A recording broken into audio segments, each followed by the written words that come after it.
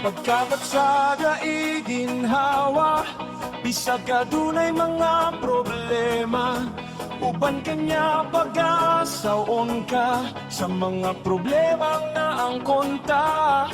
Pagkapat sa gaiginhawa, uban sa iyang presensya, diha kanya may katumanan sa bulawan nga gingharian niya, gingharian niya.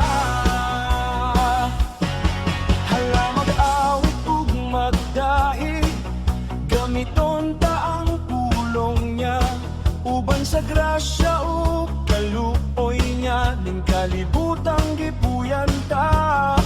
Pagkapat sa daiginhawa, si Jesucristo ang kaobanta, diha kanya pagkadalhon ta sa bulawan nga gingharian niya, gingharian niya. Pagkapat sa daiginhawa, si Jesucristo ang kaobanta, diha kanya pagkadalhon ta sa bulawan nga gingharian niya. Pagkapat sa daiginhawa, si Jesucristo ikinabuhi na, diha kanya ang kaluwasan sa matamis niya nga gugma. Dali igsuon ug magdahig, gamiton ta ang presensya niya, uban kanya may kausaban, ning kalibutan gipuyan ta. Hala magsinggit ug mag-awit, dahigon ta ang ngalan niya, uban kanya may kaluwasan, ning problema na ang punta.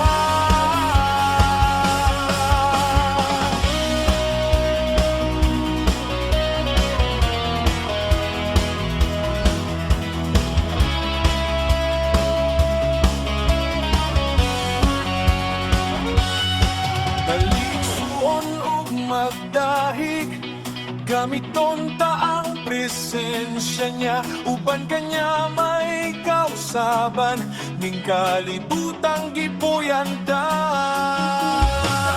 Pagkapat sa daiginhawa, uban sa iyang presensya, diha kanya may katumaran sa matamis niya nga gugma.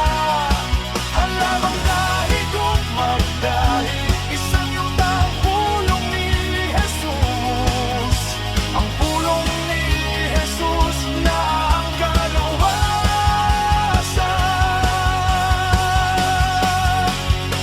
ning magumot ang kalibutan. Dali igsuon ug magdahig, sa pitong taang presensya niya, uban kanya may kausaban, ning kalibutan gipuyan ta. Hala magsinggit ug mag-awit, dahigon ta ang Haring Jesus, uban kanya may kaluwasan, sa nabuhat ta kasaypanan ta.